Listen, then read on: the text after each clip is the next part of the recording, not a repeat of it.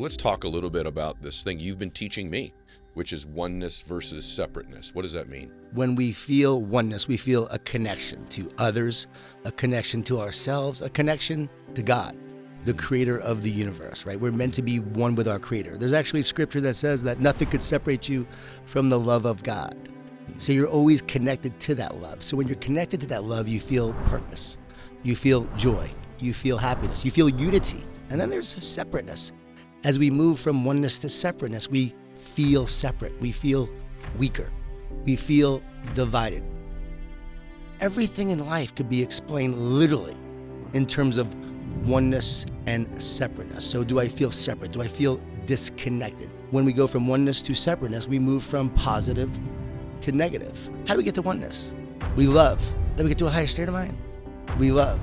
When you are loving what you do and loving the moment and loving people, the minute you focus on love, fear dissipates. Fear is what separates. Fear divides. Love unites. Love creates oneness. God, that's so good. That's so good. We need to let people know we are one. We are one people, one race, right? One soul, one spirit, all here together.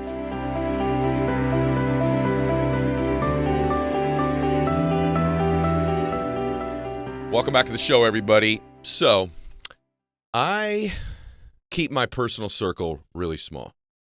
And it's not that it's a big deal to be in it, but I don't let a lot of people in, and especially close to me, because I believe the people that have proximity to you have the biggest influence over you. And my guest today is somebody that I'm honored has gotten very, very close to me the last few years. He's made a huge impact in my life, and I'm very, very grateful for his presence in my life. He's been on the show before, and the show was so well received that I asked him to start the year sometime in January, February, can I get you on? And he's here today. In addition to being a great friend of mine, he's authored, coming up on 27 books. He's sold only 5 million books.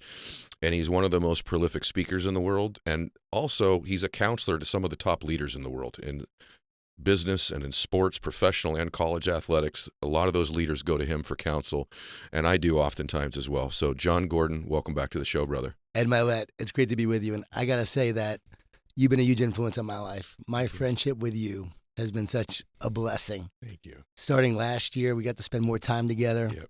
Spoke at one of your events, and then came to the Max Out Live event. That's right. You gave such an amazing talk. So did you. Do you remember me coming back there and just started to weep and I do. cry? I'll never forget it. Yeah, I haven't cried like that in years. I've cried maybe 2 or 3 times in my life, and that was one of the times. That right? Yeah, that I really just, my father passed away 5 years ago. I cried. My son was going through a big challenge a few years ago. I cried, and I cried in that moment, You just sure seeing did. you speak, seeing you share. Just it brought something deep within me out.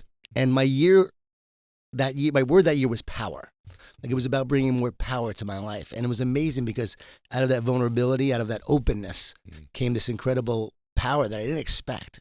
Came out in the talk. Yeah. And then all year, it's been a year of power. And I really credit your influence on me, Oh, wow. your relationship, your friendship, your guidance. Seeing this incredible impact that you have has been just so inspiring. And then it's just been a big part of my life. So I love you, brother. I love you. When you asked me to be on the show, it was just a huge honor. And you're one of my top 3 people in this world. We always tease each other. You need to be on the inside. When I speak, he's like, you're one of the top speakers. I'm like, one of? What are you talking about? So what we do lately is we rank each other low on lists. So that's why I'm the top 3. And you've got to be easily top 41. Right. If there's 41, 42. You're right there with me. I'll take that. Just kidding. You said oneness, and one of the things that I feel with you is a oneness, both in, there's a brotherhood for you and I in our faith, but also, I just admire how much you're trying to become a better man. And I watch the way that you connect with people, and your work is so brilliant, and I can't wait for everybody to now start to get some exposure to it. So let's talk a little bit about this thing you've been teaching me, which is oneness versus separateness. What does that mean? It all comes down to oneness and separateness. So when we feel oneness, we feel a connection to others, a connection to ourselves, a connection to God, the creator of the universe, right? We're meant to be one with our creator. There's actually scripture that says that nothing could separate you from the love of God. So you're always connected to that love. So when you're connected to that love, you feel purpose, you feel joy, you feel happiness, you feel unity, you feel strength. Think about a team that is a united team, one team. They are a powerful team.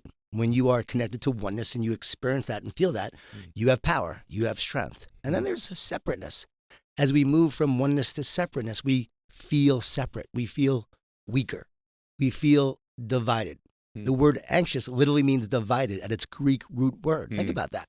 So the more divided you feel, the more anxious you feel. So we move from oneness to separateness. And everything in life could be explained literally in terms of oneness and separateness. So do I feel separate? Do I feel disconnected? And when I am, we actually move from, when we go from oneness to separateness, we move from positive to negative. We move from living inside out to outside in when we're separate. When we're separate, we look outside.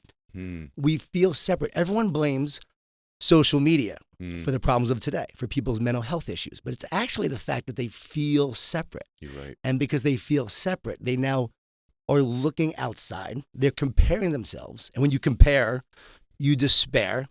And that leads to you seeking a feeling. You're seeking to feel better, but you feel worse and worse and worse because you feel separate. You're looking at other people's lives instead of your own soul, instead of your own purpose, instead of your own journey. So the more we look outside instead of inside, we feel more and more separate. And that leads to seeking instead of knowing. So when you're one, you have like this knowing, like, okay, I know what I'm here for. Right. I'm connected to this purpose. I know what I'm here to do. I know my journey. I feel confident. I have courage. I have clarity. But as I move towards separateness, I don't have that clarity. I have clutter. Really? I have fear. I have worry, anxiety, doubt, insecurity. I have a lower state of mind when I feel separate. When I am one, I have a higher state of mind. And in that low state of mind, what happens is you start seeking. So I'm seeking a solution or I'm seeking a feeling. And what you really want is that feeling of oneness. You're seeking that connection. And it's why addicts, for instance, addicts feel separate. So what do?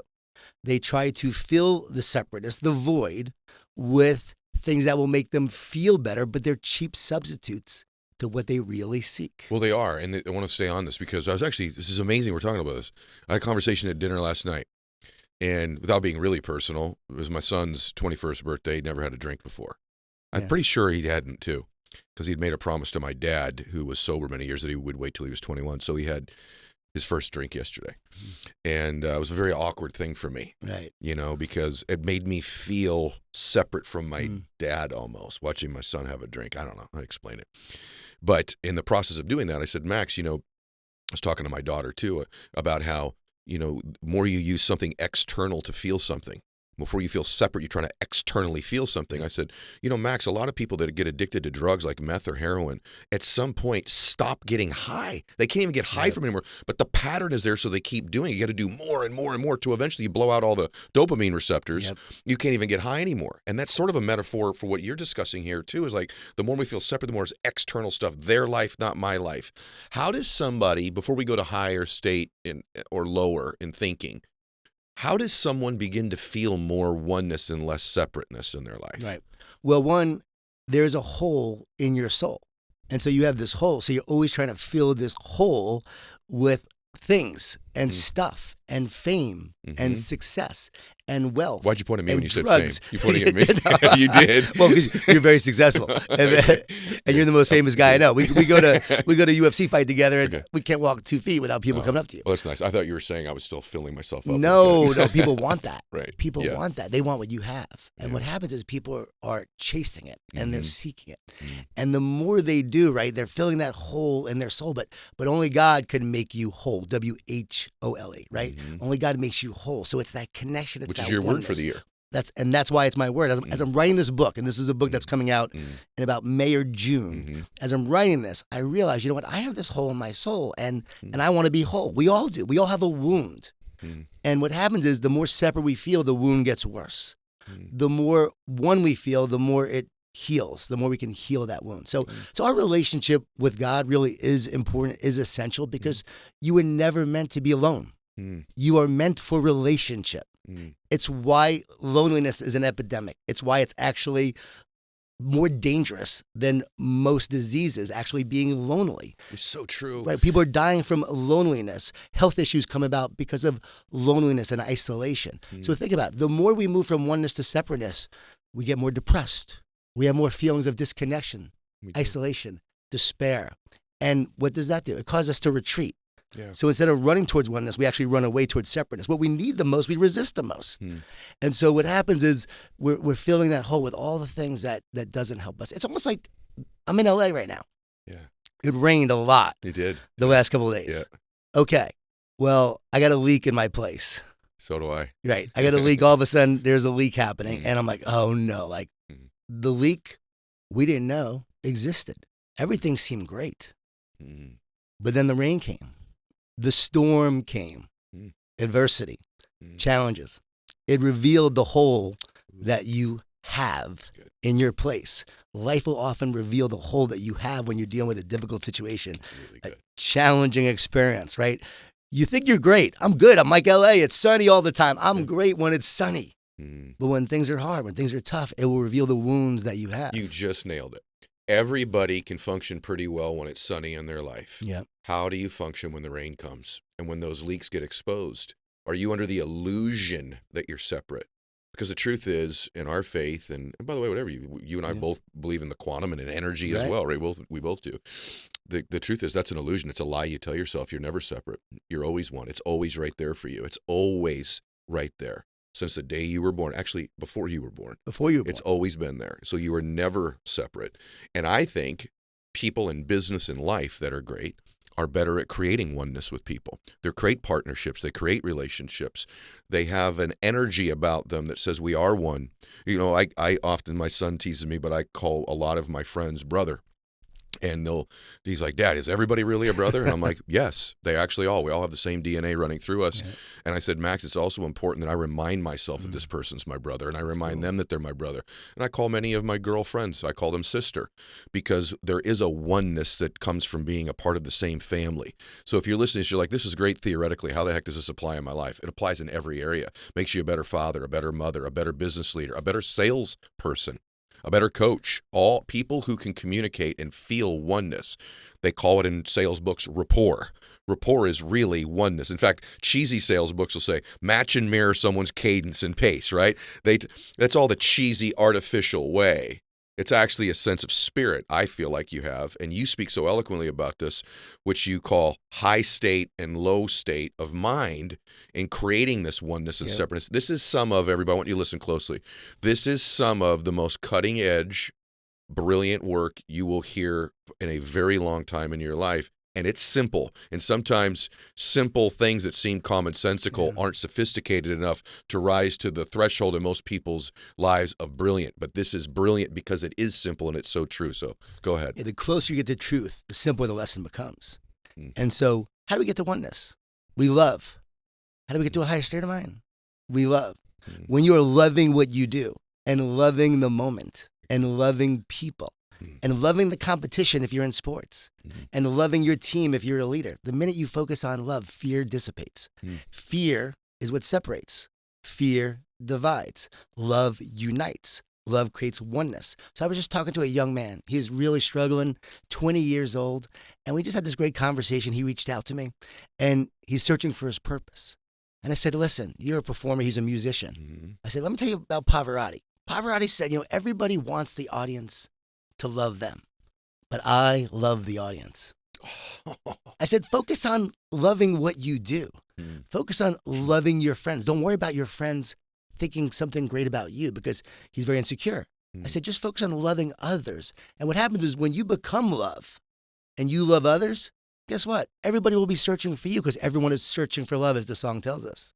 Everyone really wants love. So they're searching for you. So the minute you start loving people, you move towards oneness. And also, from a high state of mind standpoint, that's the ultimate way to have a high state of mind.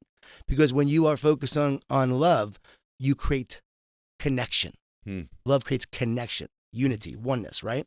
From connection, we get clarity.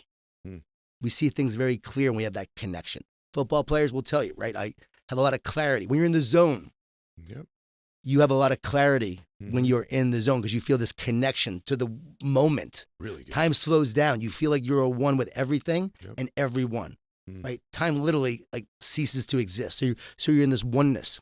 And then from there, that leads to confidence. So we got connection, leads to clarity. That leads to confidence. So the more clarity I have, the more confident I am. We often think that, oh, I'm confident, so I have clarity. No, when you have clarity and you see things clearly, you have so much more confidence. So true. Yeah. And then that leads to courage. Mm. And so the more confidence you have, the more courageous you will be, the more you will go for it. Okay, let's go. And when you're in a low state of mind as an athlete or a performer or in sales or in business, you don't want the ball when you're in a low state of mind. When you are on a sales call, you're in a low state of mind, you don't want that call. You don't want that meeting. But when you're in a high state of mind, when you're feeling great, when you're feeling like I am one with everything, you're ready to take it on and you're going for it. And you're not worried about the outcome. See, the minute you're loving the moment, you're not thinking about the outcome. You're loving the process. And when you love the process, you will love what the process produces. And I think about Michael Jordan. I was with the Bulls speaking to them a few months ago. And John Paxson was there, one of Michael Jordan's teammates. Yeah. I said, what was it like playing with Michael? He said, let me tell you something. He didn't have fear because he was so focused on competition. He wanted to beat you so bad. See, fear didn't make him great. And I believe everyone says, oh, he hated to lose. Okay, that's a part of it. That's an equation for success. But fear will never cause you to be great at something. Only love can do that. So what did he love? He loved beating you. Yep. He loved the competition. Yep. He wanted to destroy you when he played. So he's not thinking about failure in that moment. Think about a lot of people. What happens if I fail? What happens if this talk doesn't go well? What happens if this meeting doesn't go well? What happens if this business deal doesn't go well? There's all this fear. He wasn't fearing anything. He was so focused on the competition and winning and beating you. It drove him. It created a oneness within him in that moment. So it's the love of competition that's key. And I just spoke to a young man who's struggling as well and a lot of anxiety. And I said, you know what? You got to get back to just loving the battle. And loving playing and loving the competition. He's like, you're right. I got away from that. I was talking to a minor league hockey player a year ago. This is when I came up with all this. So I started teaching him these strategies. Turns out, hadn't scored a goal in 6 games. And so he has just struggled. He wants to make it to the NHL. Yep. He's at his wit's end. He's on the roller coaster going down. And there's this roller coaster of a state of mind. So he's going from high to low. And if you're in a roller coaster that is going to crash, what would you want to do if you think the roller coaster is going to crash? You want to jump off. Get off.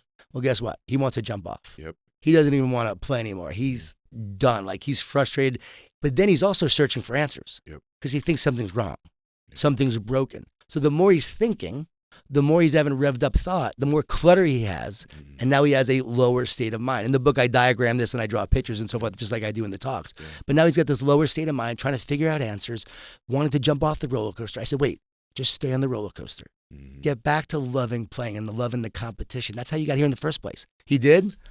Next thing you know, scores 6 goals in 3 games. Gets called up to the NHL and scores a goal in each one of his first NHL games. It was amazing to see. It was so cool to see because he got away from all the outcome stuff, all of the thought, and just focused on love. So how do we get to oneness? We focus on love instead of fear. I know it sounds so simple. It's not. Let me say something to you about this. It's amazing how we reach the same conclusions in life. So I'm, one of the MLB players that I'm working with right now didn't have a great season last year. And he's really down on himself. He's down on the game. He's down on the organization. And there's just parts of, this is the other thing, the illusion. You don't have to love everything about what you do. You don't have to love everything about your spouse either. You have to love things about them. And so he was focused on, hey, it's the media, it's this, the other. I said, okay, let's just stop right now. What do you love? And he goes, I love being with my teammates. I love being in the locker room. I love the moment where I'm dialed in and I'm facing that pitcher and it's me and the guy with the wrong lid on out there. I said, what else do you love? And I made him make a list. It got all the way down to where he goes, man, I love when they first cut the grass when we go out there. And I love the smell of the first cut grass. And he goes, I said, what about the batting? He goes, I love the smell of pine tar. We went through all these things that he loves. And by the time we were done, he found enough things about what he loves to re-engage in the process and to improve. Same in your relationships. If you're struggling in a relationship with somebody right now, stop, okay? Because what you're doing is you're obsessing on the things you don't like that aren't healthy. What do you love? What makes them beautiful to you? What is things about them that are high-level thinking that you love about them? And you'll find when you return to those things, same with your sales job if you're driving in your car right now. Same with going to the gym. Full confessional from me. I've trained hard in the gym for 30 years. It's part of my identity. Guys like you, when they meet me, are like, hey, man, I'm in the gym. Guys sending me videos because of you. The truth is, when COVID happened, I took a little breather like some people did, and I got away from it a little bit. And I started going, man, I'm sore. I've got a left shoulder injury. Man, if anyone knew about how often I tear my hamstring and pull my hamstring, and my bones are, Bill, I'm tired of carrying this body weight.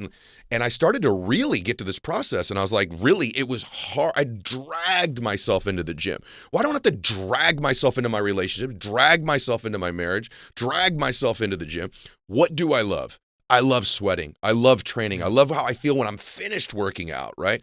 I love what it looks like after I'm done. I love feeling strong. I like when I put a suit on, it fits a certain. I don't like what it looks like when I don't. And so when you connect to the things you love again, this may be very important for so many of you, because the other part that you say that you work with a lot of great leaders. Yeah. Can I say who some of them are that are Sure. friends? Okay. So Sean McVay, we were just discussing Sean's a good friend of yours. Sean McVay's the head coach of the Rams. He just won a Super Bowl last year, right? Great friend of yours, right? The guy that you work with. Dabo Sweeney, who's become a friend of mine through you, who I think is one of the great leaders I've ever met in my life. Yes. And when people ask me often, what do you think's made Dabo such a great leader? The first thing I think of is not his savvy, his unbelievable oratory skills, although they exist, Right. or his strategy or his ability to recruit. It's how much he loves his players. Yep. It's the first thing I think of. When he introduces a player to you, each one of these is like his son. He loves them. Oh, yeah. So I'm curious, with these leaders you've worked with that are great leaders, or LaFleur from the Green Bay Packers that's a friend of yours, what do they have in common as leaders that make them good leaders? Are they better at what you're describing of being in the higher state as opposed to the lower state? I do believe that. I believe they have more clarity. And also work with Kevin O'Connell with the Vikings, and Brian Dable. Shared this with him this summer. Doc Rivers shared it with him. I love sharing this teaching because guys like that get it, and they want to be better leaders. They want to grow. They want to be the best they can be for their team, and they will get that information from anyone.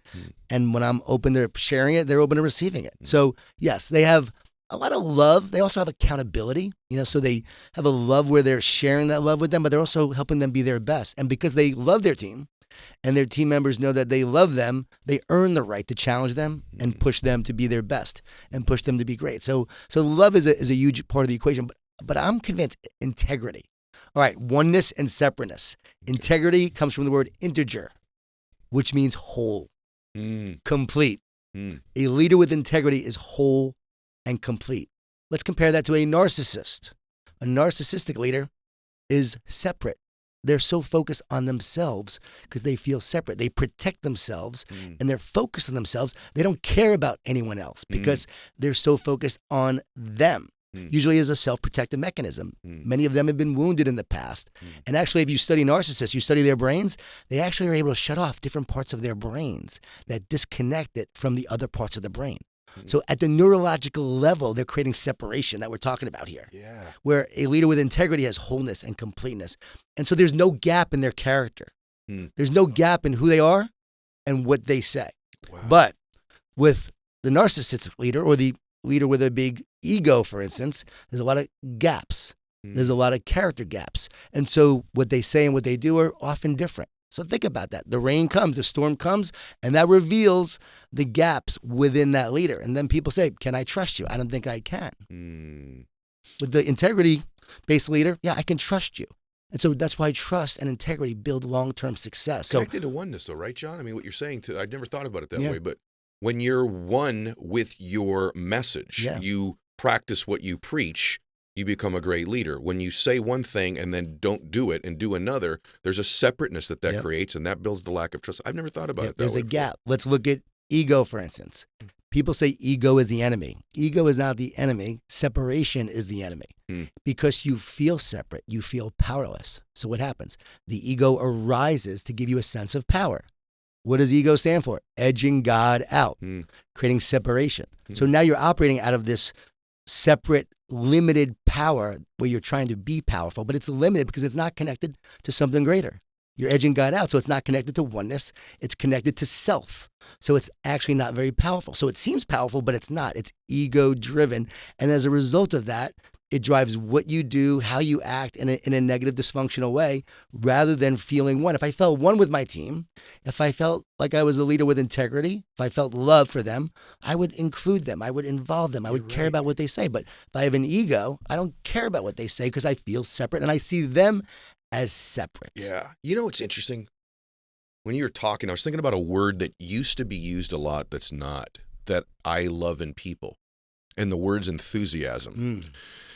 And when I think about people that I think bring an energy that's infectious to whatever they do, their family, their business, their body, their faith, there's a level of enthusiasm about them. And that enthusiasm, the root of it is their love for what they're doing, or their love for the process, or their love for the results. Or the difference that it makes. I've had people, oftentimes the show, people say, there's an energy when I listen to your show, like you so are into your guests, you enjoy them so much. And I've actually said many, many times, I actually love them. And even before we start, you and I said a prayer before we started. I always say a quiet prayer before we start. And I try in my life, I don't even know when this started. I consciously do not know when, because I do not believe it was the way I lived for a while. But at some point, I started really like, what can I love about this person? If strangers walk by me, this sounds really weird, but I'll just, peace be with you. You've heard me say that before, like, just peace be with you. Like, just, and I have found the way the world responds to me has changed when I come from a place of, someone sent me the other night, man. I'm not on social media much, although I post on there. I don't scroll it much. And I don't know if you've ever seen these things, because you're on Twitter, and this was a Twitter thing. And it's these like it's these Twitter sites that are just fights. It's humans fighting humans. It's two kids in a bathroom in high school slugging it out. The next one was a guy on the street who took a fire hydrant to a guy's. And I'm watching these humans do horrible things to one another. And some of it's political, red versus blue. Some of it was racial. Some of it looked like someone had mouthed off or said something or whatever. There's just a lot of different things that divide us. And it's exactly the word I thought. These people don't know they're connected. They think they're separate. They think they're separate because one likes socialism and one likes capitalism. They think they're separate because one of them's a Christian and one of them's Hindu. Or they think they're separate because one's black and one's white, or one's old and one's young. And I'm like, this illusion of separateness in our world today, and how the media, social media, the mainstream media, gets paid to separate us. And everything in our lives, everything in the world ultimately comes down to oneness and separateness. And there's an evil, we have to admit, there is evil. Look in the world and you see it. There's an evil that is looking to divide and separate you. And there's a God who loves you and wants to unite you to others and back to himself. And that is ultimately the battle going on between this evil that's separating. So do I feel separate from you, or do I feel one with you? And you just nailed it. The media is always creating news or shows or talking points that separate, that divide. Let's talk about racism. What is racism? I wrote about that in the book just this morning. I said, okay, what is racism? It's actually looking outside, feeling separate, seeing color, and thinking that one color is better than another color. That's what it is. But if I truly knew the truth, if someone knew the truth, right? We all should know the truth, right? And I do know the truth. That's why I don't practice racism or have it. I see the soul in you. I have a soul. You have a soul. I love the word namaste. Namaste means the spirit in me bows to the spirit in you. And so my spirit sees your spirit, and we are one. And it's a sense of connection and togetherness. I don't believe we need diversity training. I believe we need oneness training. Oh, God, that's so good. That's so good. We need to let people know we are one. We are one people, one race, right? One soul, one spirit, all here together. But I got to say this, Ed. I watch your love on display. And that is one of the things that really inspired me, the way you truly share with people and the way you care. Like, you love and you care, and it does shine. And I believe it's why you attract so many people to you. We're at dinner. This is like a little example. We're at dinner, me, you, Erwin, a few other people, and Erwin orders a Diet Coke. Half an hour later, you call the waiter over and say, hey, I don't think he got his Diet Coke. Half an hour later. I didn't even notice the Diet Coke never came. But you cared enough to know that he didn't get his Diet Coke. You cared about him. You actually called the waiter over and politely asked for it. And I was like, wow, like Ed cares so much. He noticed the little details. So love is not about this big thing. I'm just going to love people. It's about, what am I doing to love people? How am I showing that I care? And you just gave such a great example. Love is a noun and a verb, right? I guess it's an adjective too, to some extent. It's descriptive, but you can act in love for people too. I appreciate you saying that. It is powerful. Now I'm going to go deep with you. Now we're going to the deep. So you get to hear what he and I and friends of mine talk about sometimes. So I was talking, you didn't know I was going to ask you this. No. So I told him before, I'm not telling you what I'm going to ask you. So you and I were talking. I asked Deepak Chopra on your behalf about this too. Okay. I interviewed him yesterday. But I was, I had said something to you about the subconscious mind. I used the term unconscious and subconscious mind. And you said to me, do you know where that's located? And I gave you my answer. I said, Right. well, I think it's in the prefrontal cortex, and the basal ganglia, and here's how it works. And you said, well, what if that's the Holy Spirit, which is sort of connected to our souls? And I repeated that to a friend of mine who is an atheist the other day. Okay. So I thought this was a powerful thing, my friend John said. And he goes, well, then where's the soul located? So I look at your face change. So I'm curious as to your thoughts as to we have a brain, we know that. They've never been able to locate the mind specifically. So your thoughts about, is there a mind-soul connection? Is the mind the soul? Is the Holy Spirit the soul? I'm curious as to your way of thinking. So you did not know I was going to ask you this, but I wanted to ask you, and I thought I'm going to record this when I ask my dear friend his view on this. I love that you did, and I actually wrote about it in the book. Oh, you did? I put it out there, Okay. because I talk about oneness. What are we connected to? What is oneness? What are we? Who are we? Mm-hmm. When you understand that we are 99.99% empty space, because we are made up of atoms. Mm-hmm. Atoms are literally empty space. Mm-hmm. We are more light than physical. Mm-hmm. We are light. We're not physical. We are energy. So if Mhm. you understand that, we just appear like we are physical, but we're actually energy vibrating slow enough to appear that way. That's right. So we're energetic beings. That's We right. live in an energetic reality. How do Mhm. we make sense of this world? We see spectrums and colors and wavelengths and sound vibrations. So everything we see in this world is actually the result of an energetic vibration Mhm. and how we ultimately make sense of the world and apply meaning to it. Mhm. So the body is just temporary, Mhm. but the soul is eternal. And the mind and the soul are one. So when I talk about mind, it's mind and soul. Okay. That literally, the way I perceive it Yeah. is that it is like it's inside you. Mm-hmm. Jesus said the kingdom of God is inside of you. Mhm. So we have this shell of a body that's the cocoon. Okay. Our friend Erwin and I actually talked about this the other night. Okay. We have this cocoon that is the shell. But when we die, think about it. The body turns to dust, Mm-hmm. but the soul is eternal. So the soul is expressing itself, its journey, its unique purpose, its unique spiritual DNA that it has, that it came into this world to live and share and go through challenges and suffering and pain and adversity, to learn, to grow. The soul comes in this body, but it has an eternal significance to it. So the soul doesn't die, but your body does. And your brain does as well. So the brain is the hardware. It's where activation happens. I've talked to neuroscientists. I've said, hey, have you ever found a thought inside of a brain? No, we haven't. No one has ever found a thought inside of a brain. They don't exist in the brain. It's where the activation happens. Zzz, zzz, zzz, zzz, zzz. Yep. Right now, we're making sense of this conversation. People are listening to this conversation. They might be watching it. They're making sense by their brain firing, right?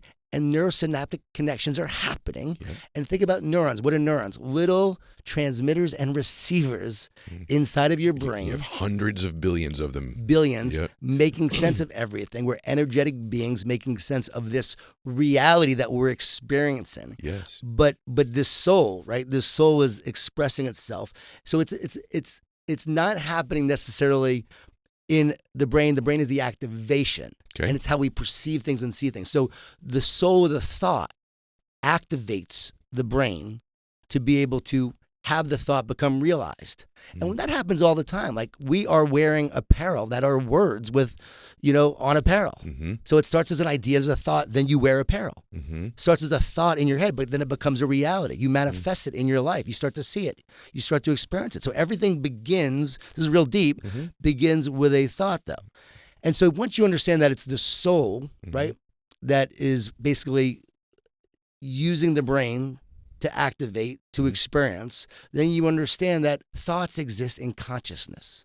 It's like the internet cloud of consciousness. And thoughts are always coming in. Now, here's the key. For a lot of people, they have a lot of negative thoughts. Yes. And so when those negative thoughts come in, I always say to people, are they coming from you? Yeah. And people often say, yeah, of course, they're in my head. But if they're coming from you, who would ever choose to have a negative thought? Would you ever choose a negative thought? This blows people's mind. I love this. This is so No, good. you would never choose a negative thought. So thoughts are coming in from consciousness. Mm. Thoughts come in from, there's an evil force Mhm. that is always trying to divide you and separate you. What is Black Panther about? Good versus Bad. Evil. Harry Potter, good versus Evil. Superman, Same. good versus evil. Wonder Woman, good versus evil. Every epic movie is about good versus evil because that's the narrative of the universe. That is the battle that's going on. And our mind is the battlefield. And so the soul is basically living this journey to take on evil with good, to either be separate or to experience oneness. Yeah. And it's basically happening in our lives, in our reality that we're experiencing. Our brains are processing. Consciousness actually comes through the heart first. So the heart is actually connected to consciousness. You actually experience, and Heart Math's research shows this, you will experience consciousness through the heart 3 to 5 seconds before the brain even realizes what's going on. That means we live in a projected reality, which would make sense. An energetic universe, a projected reality, which is what Bohm says, right? A projected reality. So we're projecting this reality that we're experiencing, but the soul is experiencing it beforehand. I believe baseball batters who have intuition of what the pitch is going to be, their heart, and they're tuned into the oneness in the moment, in the zone, are able to actually know what pitch is coming beforehand. Bro, you're incredible. So first off, everybody, you're welcome. Just so you know, like I'm sitting here listening to you going, a couple things. I just got to jump in. A couple things about what you just said about the baseball thing. Hopefully it makes sense. It totally makes sense. And by the way, if it doesn't, rewind and listen again, right? Like first off, this is why this is the greatest show in the world, because we go to these places that no one else ever this could be fitness. It just works. We go really deep on this show.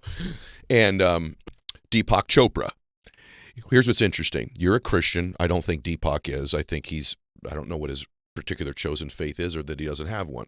It is sort of remarkable, though, to hear what you just described and to hear what he described when I asked the same question, and how almost literally identical the description is, except you've reached a conclusion that there's a savior, and he has not reached that conclusion. But the concept of the energy, the heart, the thinking, and actually he uses a term, first he says all thoughts are magical lies.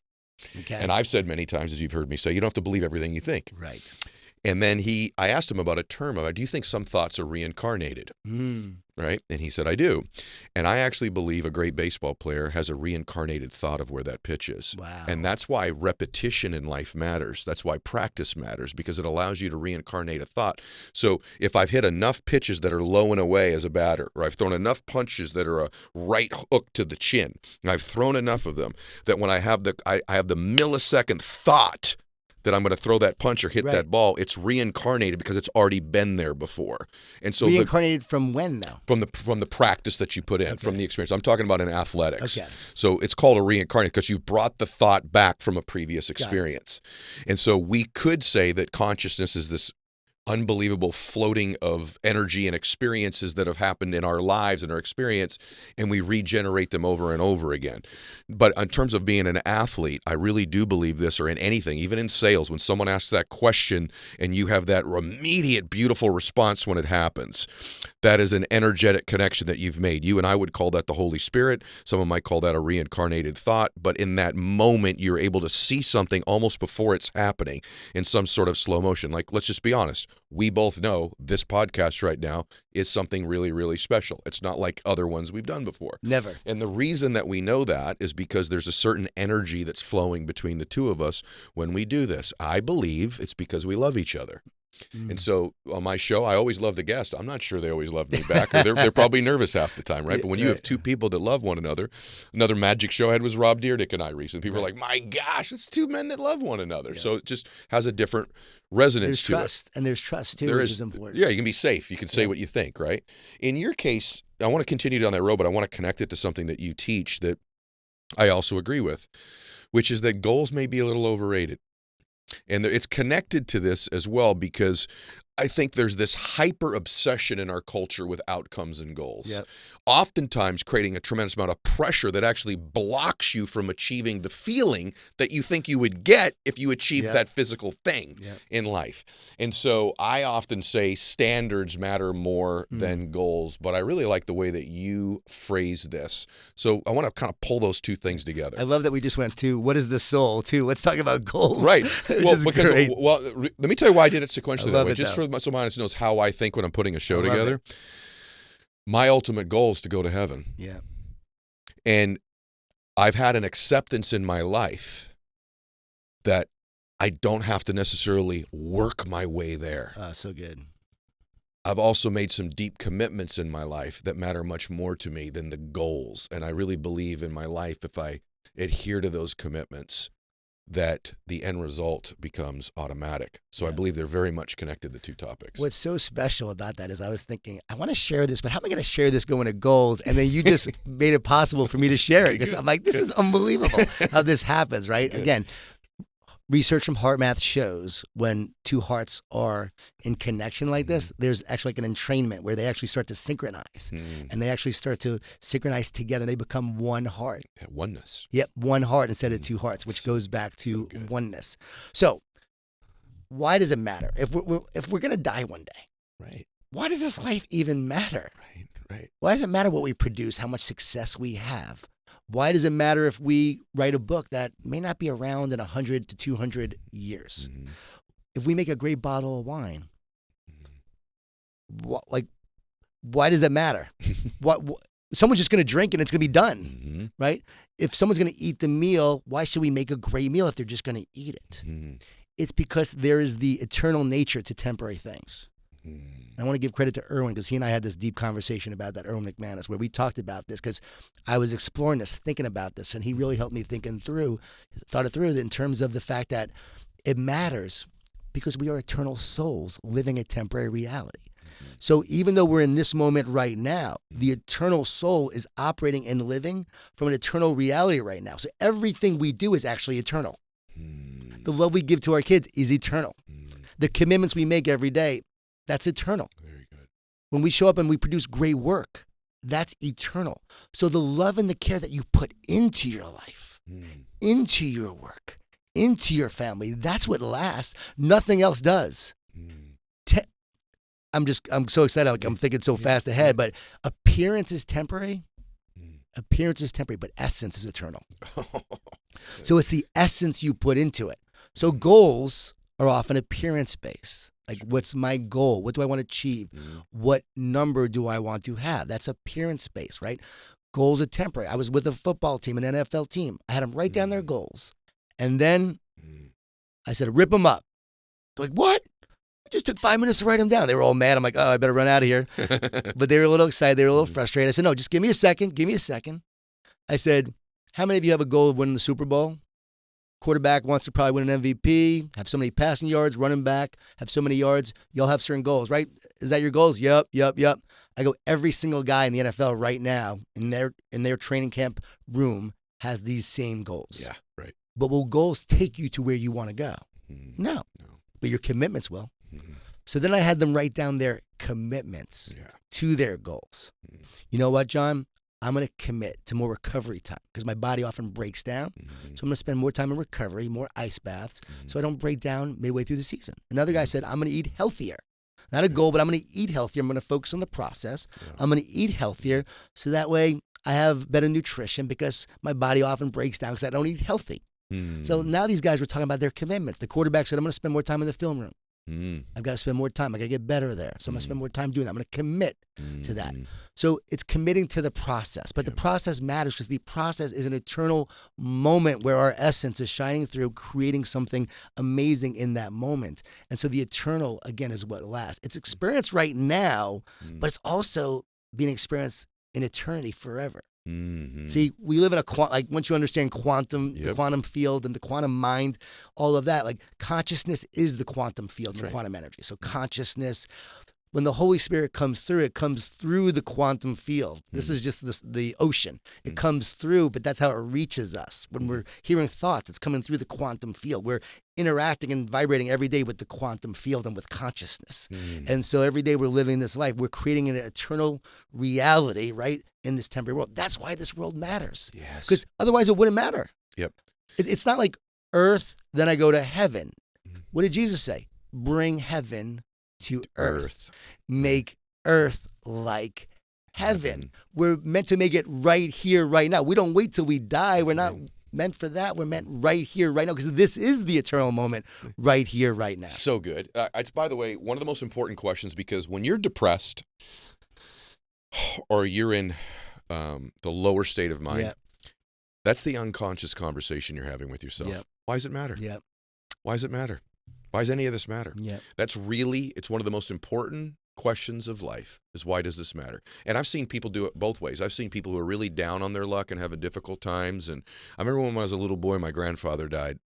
And I was so sad because he was so good to me. He was the only person that ever went to all of my baseball games. He never missed a game.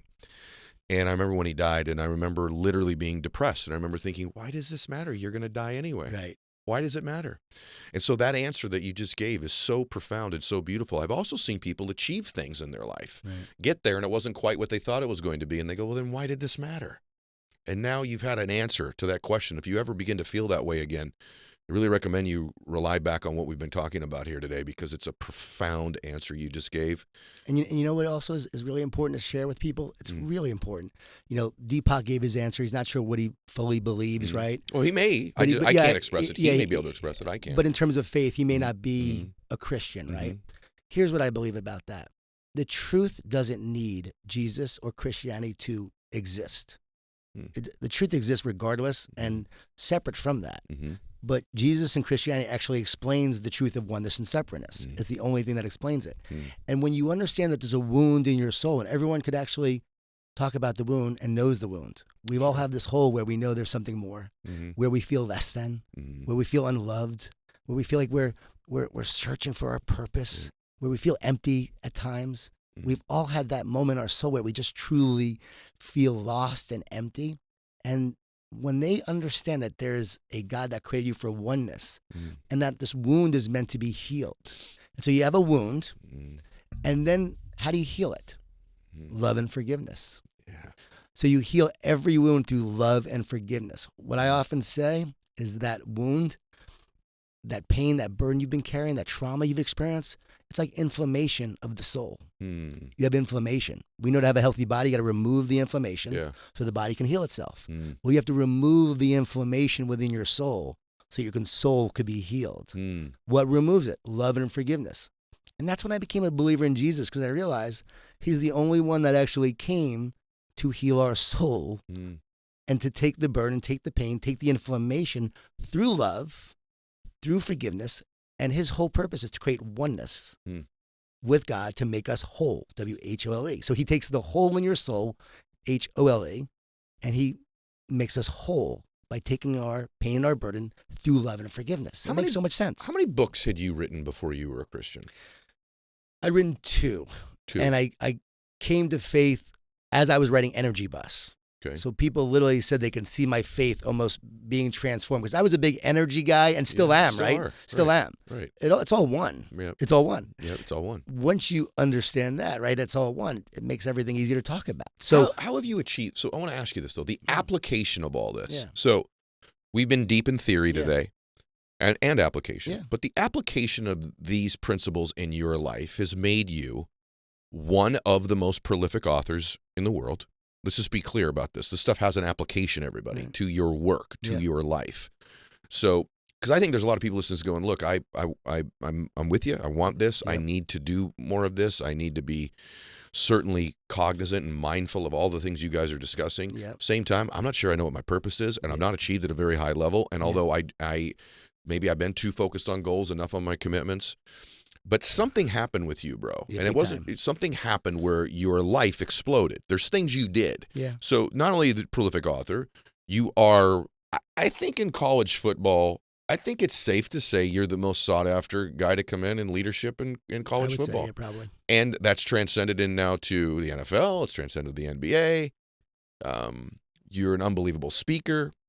Work with a ton of corporate clients as well. Yeah, tons of corporations in the business world. We don't talk about this for the corporate clients, though. Right. Well, we talk about leadership and teamwork. But also, even like I said when I opened the show, like I had almost nobody to my circle, right? So like, what have you physically done that's changed your life? The external.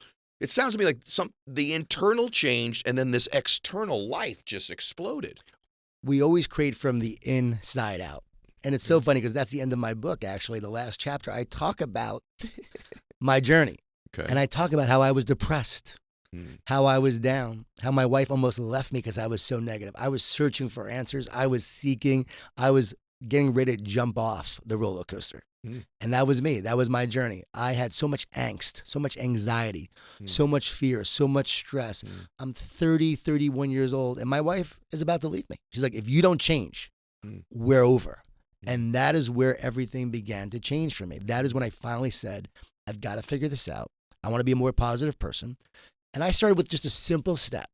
And it always starts with simple steps. We have to remember that. We're talking theory, but I love that you always bring it back to practical application. What could you do today? You could take a walk of gratitude today, because research shows you can't be stressed and thankful at the same time. So if you're feeling blessed, you won't feel stressed. If you're feeling grateful, you start to rewire your brain, literally rewire your brain. You start to tune your brain into a higher frequency when you're practicing gratitude. So I'm walking every day and I'm practicing gratitude. That turned into walks of prayer. And I just started to say, God, I don't have all the answers, but I need help, God. God, I trust in you. I believe that you have a plan for my life. I expect all the great things in my life. I accept all the people who want to work with me and benefit from my gifts and talents, God. Somehow, some way it's going to happen. And I literally started to speak life and speak words out there saying I was going to create this life. Now, along the way, from that, I started to surrender and trust and say, your will, not my will, God. I can't believe that I believe what I believe, right? You know what I mean? Like, it's like, come on. Like, what I believe, I can't believe I know what I know now. What I know, I'm able to teach this one truth. I'm able to teach these lessons because I'm obedient and I surrender. And on my walks, God speaks to me because I make time for a relationship with the Creator. If you want to have a better relationship with your wife and you guys have an amazing relationship, but say you wanted a better relationship, you have to spend more time together, right? I mean, well, maybe with my wife and I, not too much time, but enough time.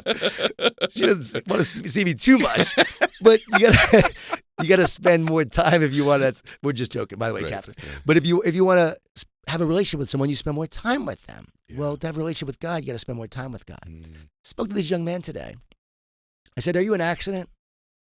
He said, "No, I'm not an accident." Because he was down the existence of God. Are you an accident? No, I'm not an accident. I go, well, I said, if there's no God, then you're just an accident. No, I'm not an accident. I go, do you have a purpose? He goes, yeah, I have a purpose. I'm searching for my purpose. I said, well, if there's no God, there's no purpose. It's all accidental. It's all randomness. There's no purpose. There's no meaning. He said, all right, well, I'm open to that. I said, well, here's what you got to do. You want to know your purpose. You want to live your purpose?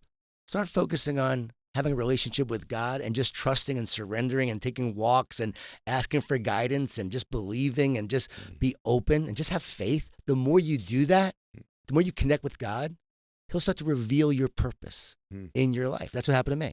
I said, God, what's my purpose? Use me for your purpose.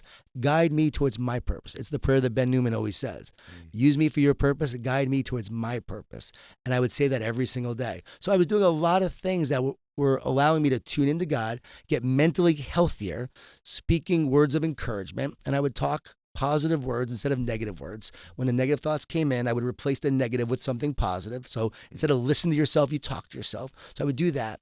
And that just really started to impact me. And I'm convinced the more I did that, and the more I trusted, and the more I surrendered, and I was obedient to it. When God gave me an idea for a book, I wrote it. When God said, write this training camp, I wrote it. The main scene, the main character comes to faith literally in a locker room, and with coaching gives his life to God. You say some things really quickly that people will miss that are beautifully profound. Sometimes I speak too fast. No, you just said a lot. One of the things you just said there is maybe I should stop listening to myself and start talking to myself. Yep. That's not small. Listen, everybody, there's a few keys. Let's take faith to the side just for a second, okay? A couple keys, he said. Number one is he took walks. Why does that matter when you're trying to connect to your faith or even do creative thinking or unleash your genius? There's a power to moving your physiology, to moving your body. Now, when I pray at night, I'm well known for saying I pray on my knees, makes me feel small, reminds me of my smallness in context to the world. Same time, though, I pray many different times a day. I create many different times a day.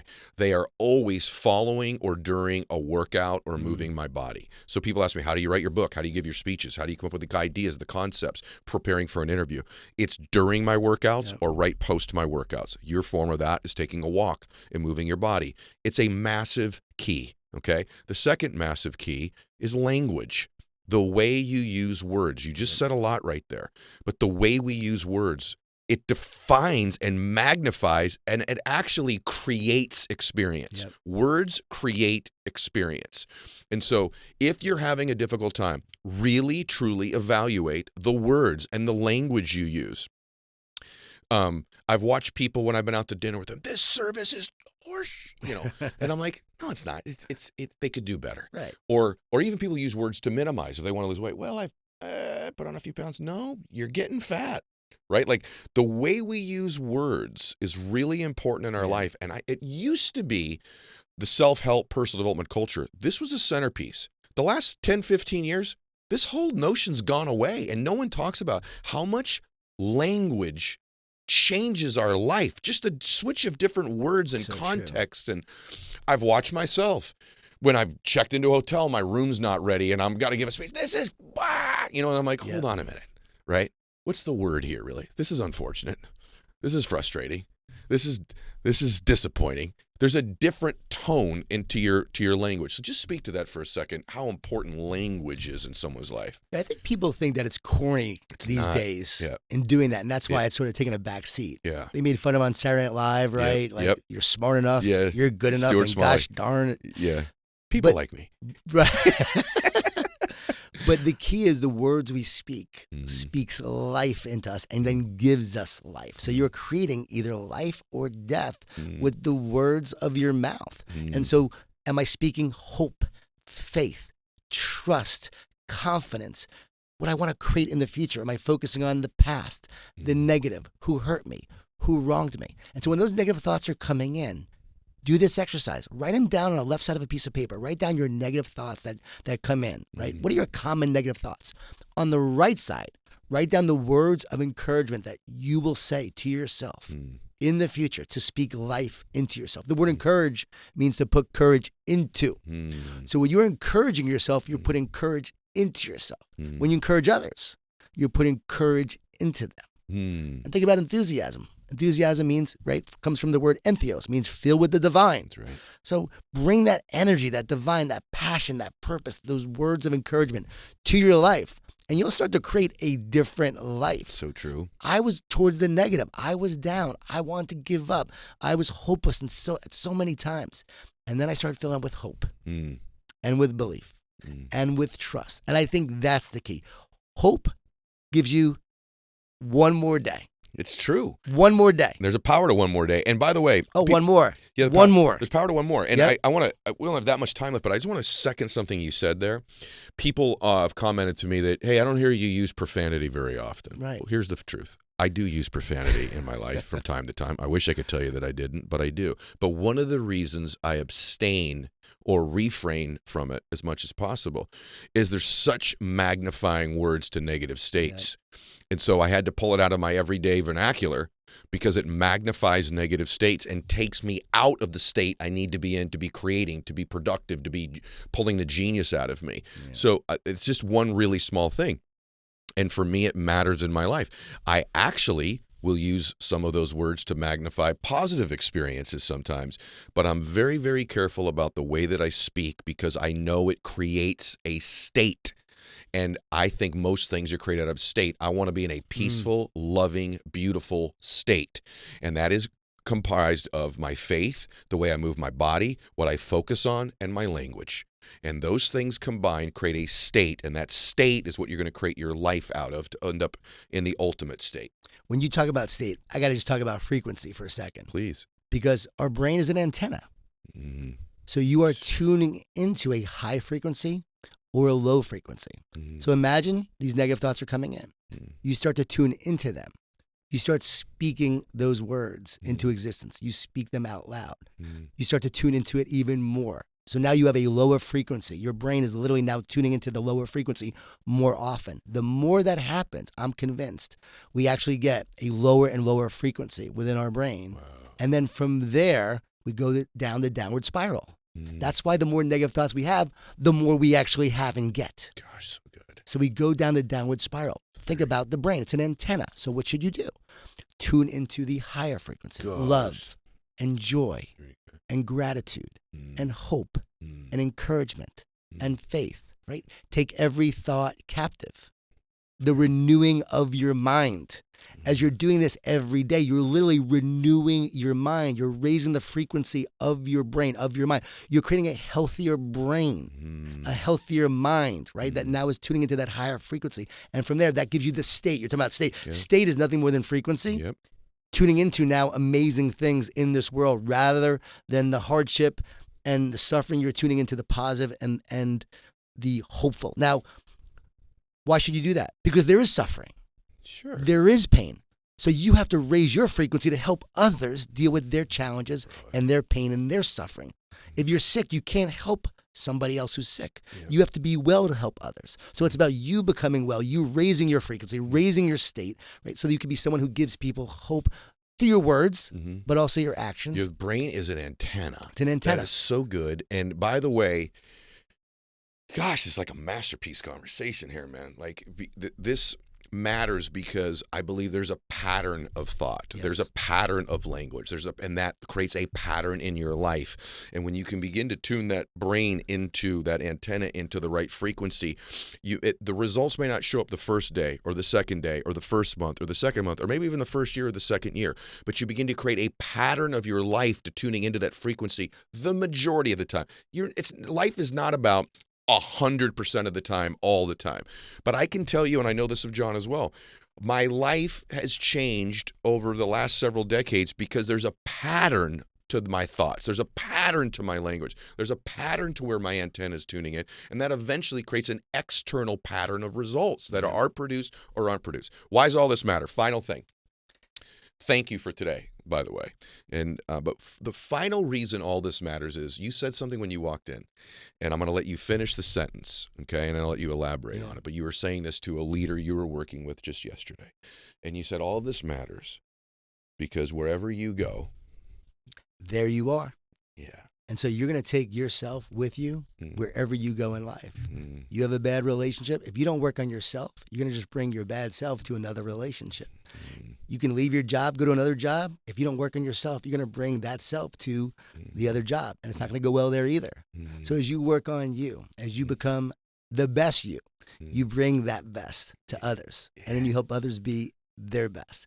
And again, circling back, it all comes down to that oneness. When you're experiencing the oneness and you feel that connection, you have more purpose, you have more hope, you have more love, and then you share that with others. You ask me what I did? I had more hope by walking every day and praying and trusting, by doing these things and tuning my mind to a higher frequency, by practicing gratitude, by exercising, by working out, by eating right, doing all the things that you do every day. What happens, right? You create this person, this being that is able to take on this world in a more powerful way. You're right, brother. You do that for me. When my dad was alive, this notion of wherever you go, there you are. I remember I was broke and pretty broken and just negative and down and depressed and fearful and anxiety and slothy. Yeah. And my dad, I said, if I could just get my business going, Dad, if I could just get there, and I got these dreams, and I'm going to have a mansion, I'm going to have this. And my dad said to me, he goes, just so you know, when you get into that mansion, you have to bring you with you. Wow. And you need to find a way to find bliss and gratitude now in the small things in your life, Eddie, because if you can't find them now, you won't find them when you move into that mansion. The furniture can change, but it's still you sitting there. And I just think what today hopefully did for so many of you is it gives you some insights, some thoughts, some strategies as you go in your life to bring a better you with you when you get there and where you are right now. Where do they find you? Because I know my audience knows you pretty well, but after today, there's several million more people that go, okay, this Gordon guy is pretty damn good. How do I go get more from him? Hey, JONGORDON.com, JONGORDON.com, and also Twitter, Instagram at JONGORDON11. Love connecting with people, and just if anyone wants to reach out after listening here, I'd love to hear from them, and just check out The One Truth when it comes out in a few months. I think it's going to rock people and blow a lot of people away. We'll certainly check out the book when it comes out. And then everybody, John's just a giver. So you're part of a really important man's life. He's making a big difference in the world, and he's made a difference in my life, as I've told you all. By the way, everybody, I have one ask from you, which is to share the show. If the show makes a difference for you, share it with people that you care about, that you love, that you believe what we've talked about today could help improve their life, because that's why we do it. And today was a 25 out of 10, brother. Thanks, So thank brother. you. Thanks, brother. All right. God bless you, everybody. Max out your life. Take care.